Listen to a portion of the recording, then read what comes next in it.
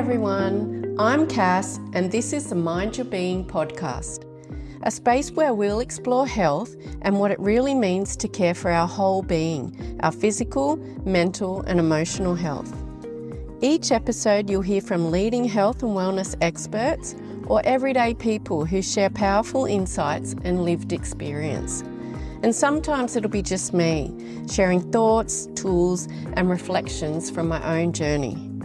More than anything, I want you to feel supported, encouraged and empowered to make informed health choices that feel right for you. If this sounds good to you, please enjoy. Welcome back to Mind Your Being. And if you're new here, thanks so much for joining us. I've been noticing recently that more and more of you are tuning in from all over the world, which honestly is so lovely to see. So thank you for listening, for sharing the podcast and for being here. I just wanted to call out a few of the locations. We have Chaska, Minnesota, Ashburn, Virginia, Minneapolis, Minnesota, and Ho Chi Minh City, Ho Chi Minh. I hope I've pronounced those correctly. Please forgive me if I haven't. Hello to everyone listening. So I wanted to share something with you from my personal life that's been happening recently. My youngest, my daughter, turned 18, which here in Australia means she's officially an adult. And I found myself feeling a mix of emotions in the lead up to her birthday.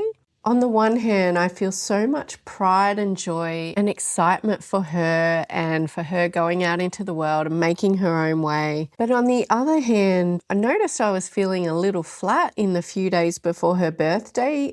There was a lot of reflection going on, and I think it was just that awareness of how quickly time passes. Like, where did those 18 years go? And knowing that you can't go back in time and live those memories again when the kids were small. I mean, that's the way life is, but I think it's natural to get that sense of nostalgia, and I think it really is that definition of bittersweet. And I imagine many of you would relate to moments like this, important milestones in your own life or in your child's life, whether it's children growing up or just noticing how as we get older, time seems to move by so fast. I'd love to hear from you. What has your experience been when your children have become adults? Did you find yourself feeling these conflicting emotions? And don't get me wrong, overwhelmingly it's positive and it's beautiful and I'm so excited for her. It's just, it caught me a little by surprise, the mix of conflicting emotions. And in some ways, this connects quite nicely to what we're talking about today, because it's often in these moments when we're reflecting, when things feel a little emotional, that our minds can become quite busy, full of thoughts, reflections, sometimes even a bit of what if, or I should have done this. And those thoughts can feel very real, very convincing, which brings me to what I want to share with you today. Have you ever had a thought that felt so true you didn't even question it? Something like, I'm not doing enough, or it's probably too late for me to try X, Y, and Z, to try and go for a career promotion, to try and turn my hobby into a business, to try and start a podcast. And before you know it, that thought isn't just a thought. It starts to shape how you feel, what you do or what you don't do. So today I want to share a really simple idea from acceptance and commitment therapy, otherwise known as ACT, that completely changes how we relate to those thoughts. And the goal isn't to get rid of our thoughts, it's to stop getting so hooked by our thoughts. So what is acceptance and commitment therapy? Well, ACT is a form of therapy that's been around for quite a while now, and there's a growing body of research to support it. But at its core, it's actually a very simple idea. We can't always control the thoughts that show up in our minds, but we can change how we relate to them. And part of that is learning some simple, mindful ways to handle uncomfortable thoughts and feelings, so we don't automatically react to them or get pulled into patterns that don't really serve us. So ACT focuses on building something called psychological flexibility, or in simple terms, the ability to notice what's happening in your mind and body and still choose what matters to you. So most of us get fused with our thoughts, which means we take them as literal truths instead of just thoughts. They're just pieces of information. So some examples of thoughts that we might get fused or stuck with are thinking I'm not good enough and stopping yourself from trying new things, telling yourself I can't say no to that person, and then overcommitting yourself even when you're drained and exhausted. The thought that I've left it too late, and then you don't even explore something that you're really curious about, or believing this is just how I am, and then staying stuck in patterns that don't feel good for you. So those kind of thoughts and getting stuck on them, that's psychological inflexibility. So getting hooked by the thoughts and letting them control your behavior. So one of the reasons I really want to talk about this is because I've struggled with OCD for much of my life, which for me has often shown up as getting very stuck in rumination and intrusive thought patterns. So this idea of being fused or stuck with thoughts, taking them very literally and getting caught in them over and over again, it's something I know really well personally. I've spent a lot of time feeling this psychological inflexibility without even realizing at first what was happening. That's why I'm so passionate about these mindfulness-based skills, because they've genuinely helped me to learn how to step back from my thoughts and become less stuck in them. And I want to be really clear, it doesn't mean it never happens to me now. I still get stuck in thoughts and ruminate at times. But understanding how the mind works and being able to practice some of these mindfulness skills really helps me to notice it sooner, and I can unhook from it much more quickly than I used to. And they're simple to learn. I think it's a really small investment to try for a really big payoff in how you start to become more aware and more flexible with your thinking. And that's what defusion, the skill we're focusing on today, it helps with. It creates a little distance so your thoughts don't automatically dictate what you do next. Because if we're not aware of our thoughts, we often just cruise along on autopilot. So if you're a regular listener of the podcast, you might have heard the Mindful Midlife series. That was episodes 13, 14 and 15. You might remember it talked about awareness of thoughts and reframing negative thinking. I talked about the 3 C's approach with regard to our thoughts: catch it, check it and change it, which comes from a cognitive behavioural therapy approach, CBT. And that's a really helpful way of working with our thoughts, especially when we want to gently challenge them. So this approach is not necessarily better than the CBT approach. They're just different approaches. And as you know, different approaches work for different people. So what we're talking about today is a little different. Instead of trying to change the thought, we're learning how to step back from it and not get so caught up in it in the first place. So one of the key skills in ACT is something called cognitive defusion. And all that really means is learning to step back from your thoughts instead of getting caught up in them. So to diffuse means to unhook or become unstuck from those thoughts. Often we don't notice them as thoughts. We experience them as facts. So if your mind says, I'm not good enough, it doesn't feel like a sentence in your head. Sometimes it feels like the truth. Oh, I must be not good enough then. My mind told me I'm not good enough. But diffusion helps create just a little bit of space between you and what your mind is saying. So take a moment here to notice a thought that's been following you around lately. That one that tends to pop up when you're lying awake or when things get quiet, and it just comes back into your mind. So notice what it is, but don't try to fix it. Just observe it. What does it feel like to notice it as a thought instead of a fact? So you might notice this in moments like putting something off because you think, well, I'll probably fail anyway, or not speaking up because I don't know enough. These kind of thoughts are incredibly common, especially in midlife. And the issue isn't that they show up, because we can't control what thoughts come into our mind, but it's how convincing they are and how quickly we buy into them. I'm going to share 3 practical diffusion exercises with you today from acceptance and commitment therapy. But there's a lot more to this therapy. If you're interested, you could read up about it online. You could seek out a counsellor or a therapist who's trained in acceptance and commitment therapy. But I wanted to share with you just 3 simple ways that you can try See if it helps you to try and diffuse from those thoughts that you're getting stuck on. So exercise 1, we'll call it, I'm having the thought that. So the first step is awareness, right? You become aware of a thought that's sticking around for you, or maybe you're giving it a lot more attention than it deserves, or maybe it doesn't make you feel great. But for example, take a thought like, I'm not doing enough. And so with this exercise, instead of saying it as a statement and treating it like a fact, try saying it like this. I'm having the thought that I'm not doing enough. So see how it creates just a bit of distance? You're observing the thought instead of being wrapped up inside it. Instead of saying the statement like a fact, you're just inserting the I'm having the thought that. So another example, if you had the thought, I'm a terrible parent, that's not going to make you feel good, right?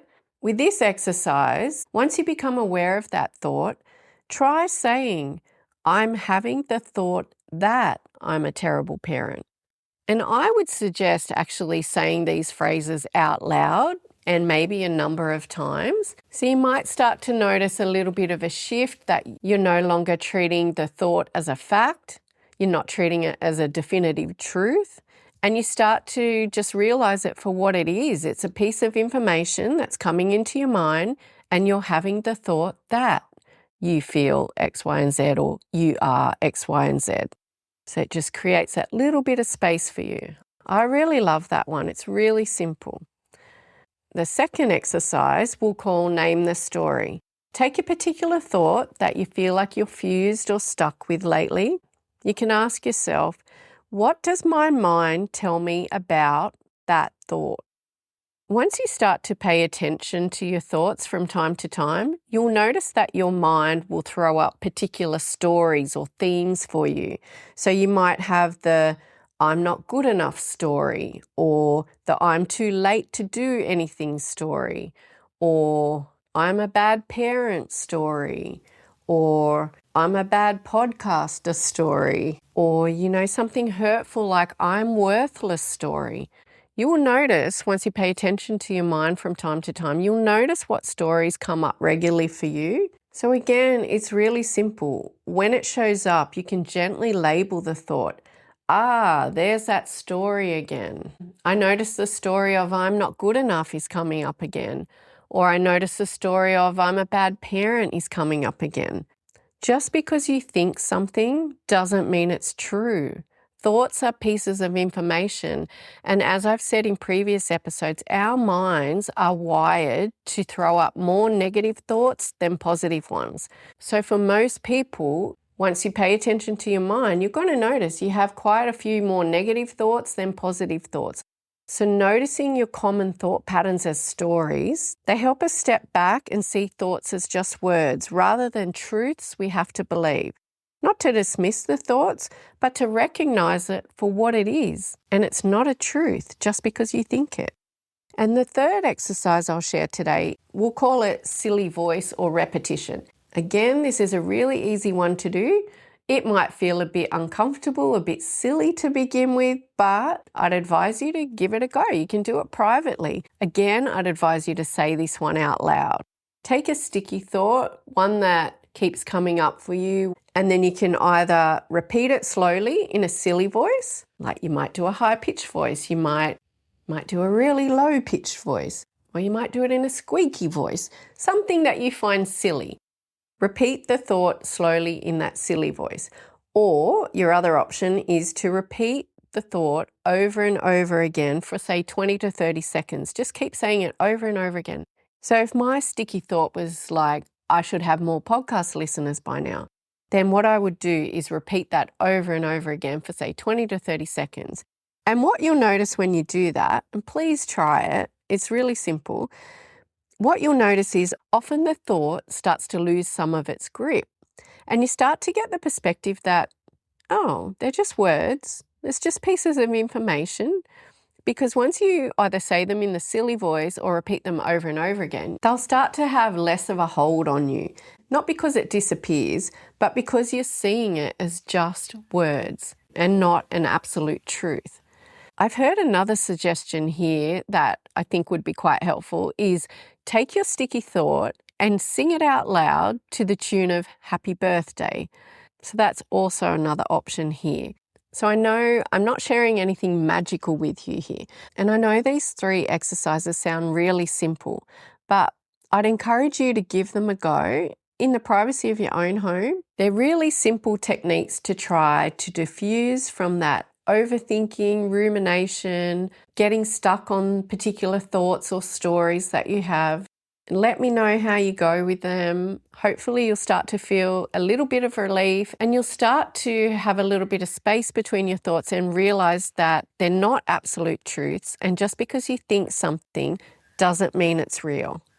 Back in episode 16, I talked about this same idea of stepping back from your thoughts. And in that episode, I went through a guided meditation, which comes from acceptance and commitment therapy. It's called Leaves on a Stream.